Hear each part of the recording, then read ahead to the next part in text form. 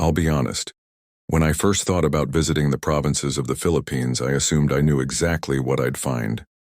I imagined dusty streets, small houses barely holding up, people struggling just to get by, and a life defined by scarcity.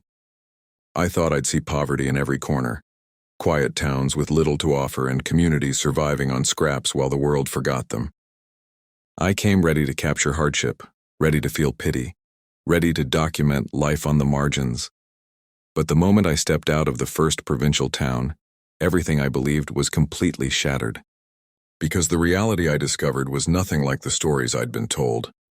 The provinces weren't poor. They weren't quiet or forgotten. They were alive, thriving, and full of energy that no stereotype could ever capture. I saw streets lined with colorful houses, bustling markets overflowing with fresh produce, and small businesses humming with activity.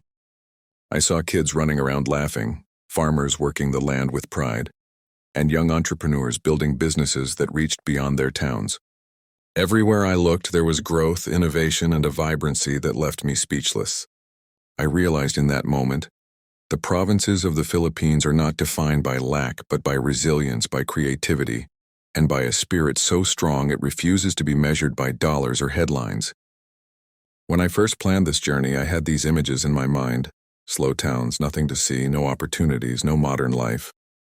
The media had conditioned me to expect a one-dimensional story: poverty, struggle, and hardship.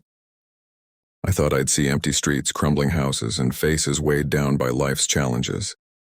But as soon as I began driving through my first province, all those assumptions melted away. I saw small towns with clean streets and vibrant marketplaces. I saw cafes filled with locals running businesses, connecting online with clients across the globe.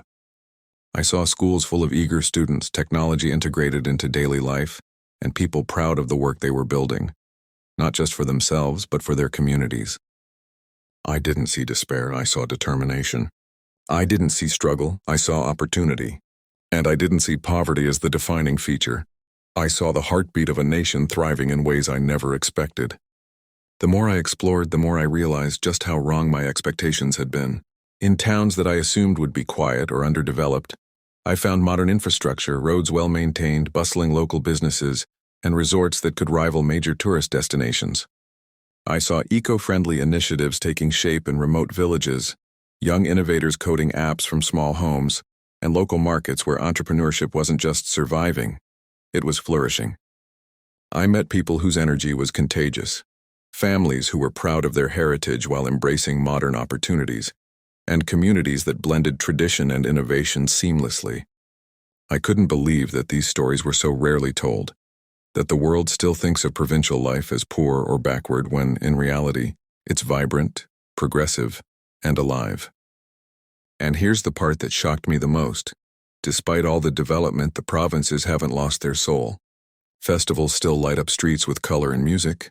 Local markets brim with handmade crafts, and families gather with joy that money can't measure. I tasted fresh local food that rivals anything in the city, from savory dishes that warmed the soul to desserts that were simple yet perfect. Technology and tradition coexist perfectly. Laptops in coffee shops next to elders selling handmade goods, modern schools standing tall next to centuries-old churches. It's a perfect balance, a harmony of old and new, and everywhere I went, the people radiated pride, resilience, and joy. They're not waiting for the world to notice them. They're building their lives, communities, and futures with everything they have, and it's breathtaking to witness. I visited a town tucked between mountains where eco-resorts are booming. Young entrepreneurs are creating tech solutions for global clients, and local artisans are selling their crafts worldwide. I saw schools filled with energy, community centers buzzing with life, and small businesses thriving in ways I could never have imagined. In coastal towns, pristine beaches stretch for miles, yet the locals still maintain their traditions, fishing in harmony with nature while welcoming tourists with open arms. Every place I visited had its own story of growth, its own energy, its own thriving heartbeat. It became clear to me, the provinces of the Philippines are not just surviving, they are thriving in ways that no headline, statistic, or stereotype could ever capture. So if you've been thinking that the Philippine provinces are poor, forgotten, or stuck in the past, I need you to erase that idea from your mind right now, because what I witnessed out here completely destroyed that old narrative. These places aren't just surviving, they are rising, they are reinventing themselves. They are quietly building a future that the rest of the world has no idea exists. I saw families living with dignity and purpose, businesses that were booming, young people who were more driven and creative than many I've met in major cities around the world, and communities that have created systems, traditions, and innovations that keep them thriving even without the spotlight. I realized something powerful. These provinces aren't waiting for someone to save them, they never were.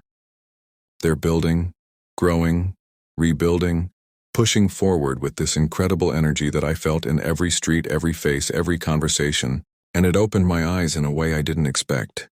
Because the more I traveled, the more I understood that progress doesn't always look like skyscrapers or massive highways. Sometimes it looks like farmers using technology to increase their harvests. Sometimes it's small cafes filled with students working on laptops or local markets full of products made by hands that refuse to give up.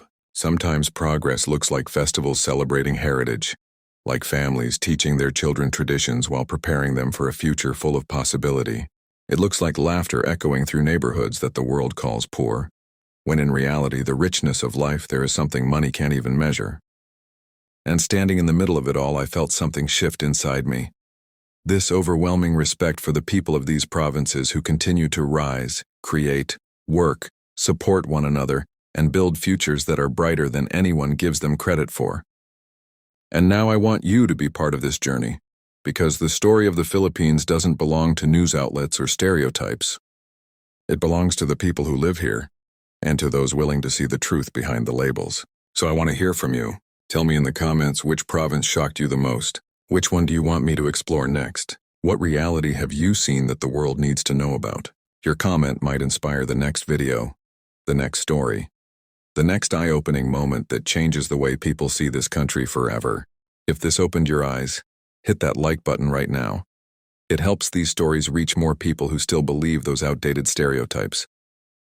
And if you want more journeys like this, more raw truth, more behind-the-scenes realities of the Philippines the world has never seen, make sure you subscribe and turn on your notifications, because what's coming next will shock you even more.